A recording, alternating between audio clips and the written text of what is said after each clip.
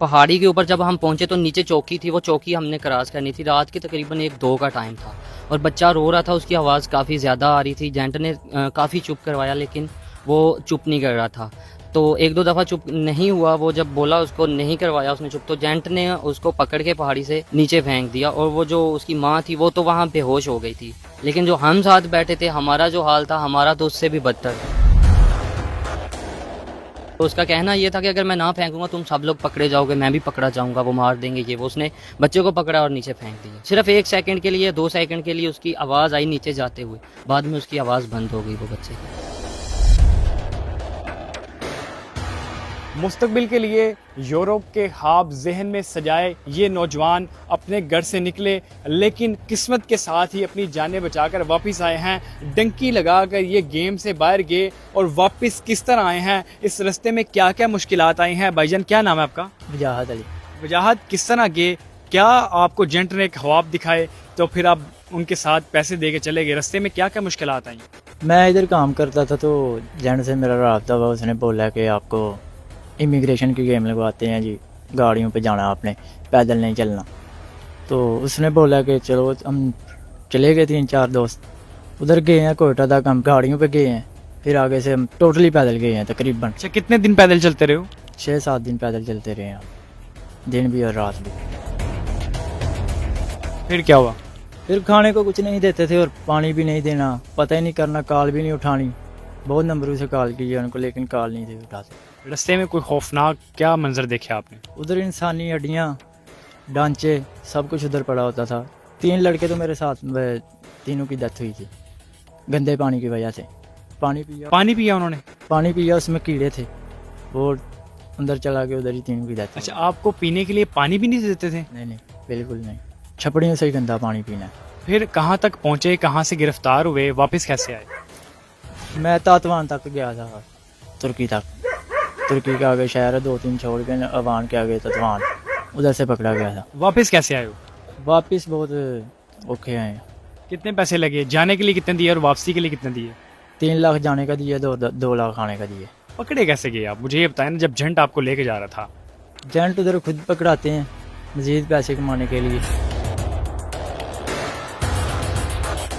क्या ख्वाब लेकर आप जेंट की बात मान कर गए और वापस कैसे आए? जैसे ये भाई बता रहे थे कि 3 जो इनके दोस्त थे वो रास्ते में अल्लाह को प्यारा हो गया, आपने क्या खौफनाक मंजर देखा रास्ते में? ये बिल्कुल ऐसा ही हुआ कि कोयटा तक तो गाड़ियों में सफ़र था। जब कोयटे से आगे हम पंजगुर बॉर्डर के ज़रिए जब हम ईरान में इंटर हुए तो वहाँ जो टोटल सफ़र था, पहले तो सहरा था, रेत ही रेत होती हर तरफ और गर्मी की शिद्दत भी काफ़ी थी।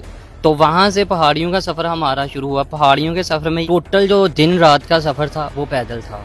दिन को भी हम चलते रहते थे, रात को भी तकरीबन रात के 2-2, 3-3 बजे तक भी हम चले हैं, बिना पानी पिए, बिना कुछ खाए। खाने तो दूर की बात है, वो तो हमारी कॉल भी नहीं उठाते थे कि बंदे हैं भी कि नहीं, हमारे साथ भी कोई नहीं होता था। तो वहाँ जो पहाड़ियों का सफ़र, वहाँ पे हमें इंसानी जिस्म के जो ढांचे होते हैं, हड्डियाँ, वो तक भी नज़र आई हैं, जो करेंगे वो भी नज़र आए हैं।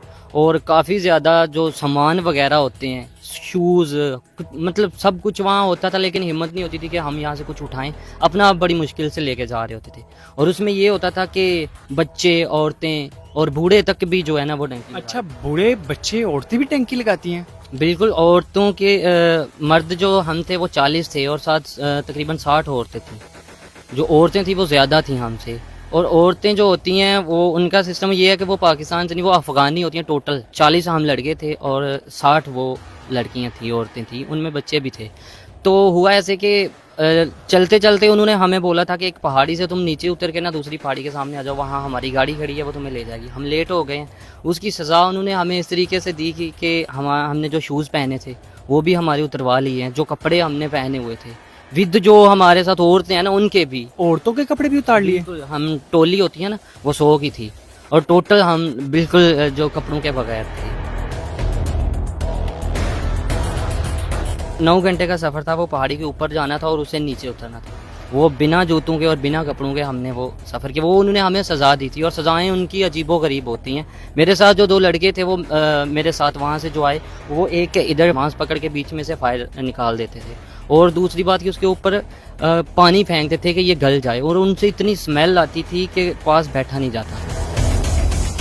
वहाँ पर जो औरतों के बच्चे होते हैं वो भी ये सफ़र करते हैं, मुश्किलात देखते हैं? बिल्कुल जो औरतें, मतलब जिस टोली में मैं था ना, उस टोली में ये था कि जो पहाड़ी के ऊपर जब हम पहुंचे तो नीचे चौकी थी, वो चौकी हमने क्रॉस करनी थी। रात के तकरीबन 1-2 का टाइम था और बच्चा रो रहा था, उसकी आवाज़ काफ़ी ज़्यादा आ रही थी। जेंट ने काफ़ी चुप करवाया लेकिन वो चुप नहीं कर रहा था।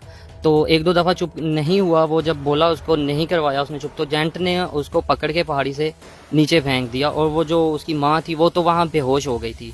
लेकिन जो हम साथ बैठे थे, हमारा जो हाल था, हमारा तो उससे भी बदतर।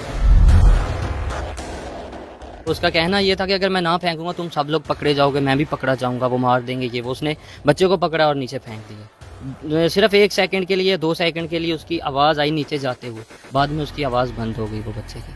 अच्छा, अब भी ऐसे कोई नौजवान है जो डंकी लगाकर बाहर जाना चाहते हैं, उनको क्या मैसेज देना चाहें? क्योंकि आपने तो सारा मंजर देखा ना। मैं तो बस इतना कहूँगा कि ये जो ख्वाब होते हैं ना, ये जो एजेंट लोग हमें ख्वाब दिखाते हैं, ऐसा वैसा होता कुछ नहीं, बहुत सबज़बाग दिखाते हैं। लेकिन आगे जाके जो जलालत होती है ना, ये जान है, अगर जान है तो सब कुछ बंदा कमा सकता है। वहाँ जाके इतना बड़ा रिस्क लेने के ज़रूरत नहीं। हम अगर पाकिस्तान में रह के हमें जूते भी सिलाई करने पड़ जाए ना, तो मैं कहता हूँ कि 500 रुपया दिहाड़ी भी, यहाँ पे 500 रुपया दिहाड़ी में काम मिल जाए ना, गटर साफ करने पड़ जाए वो कर ले, लेकिन ज़रा वहाँ जाने की जो ख्वाहिश है उसको मार दें तो बेहतर है। क्योंकि घर वाले भी पीछे ये उनको होता है कि हमारा बच्चा पता नहीं ज़िंदा भी है कि मर गया है, क्या सिस्टम है। 20-20 दिन, पूरा महीना बात तक नहीं होती, किसी को पता नहीं होता कहाँ है। जेंट से बात नहीं होती, जेंट कॉल ही नहीं उठाता। नाजरीन, आपने यहाँ पर इन नौजवानों की बात सुनी। ये अपने मुस्तकबिल के लिए यूरोप जाने के ख्वाब ले जहन में यहाँ से निकले, लेकिन वहाँ पर जो खौफनाक मंजर इन्होंने देखे कि पहाड़ी से बच्चे को नीचे फेंक दिया गया। उसकी सज़ा सिर्फ उसका जुर्म बच्चे का ये था कि वो रो रहा था। जेंट का ये कहना था कि इसकी आवाज़ से कहीं हम सब लोग पकड़े न गए। तो देखने वालों के लिए इस स्टोरी का सबक यही है कि आप अपने बच्चों को डंकी लगाने और गेम के ज़रिए कभी बाहर ना भेजें, वरना ये जो डेड बॉडियां हैं वो आती रहेंगी।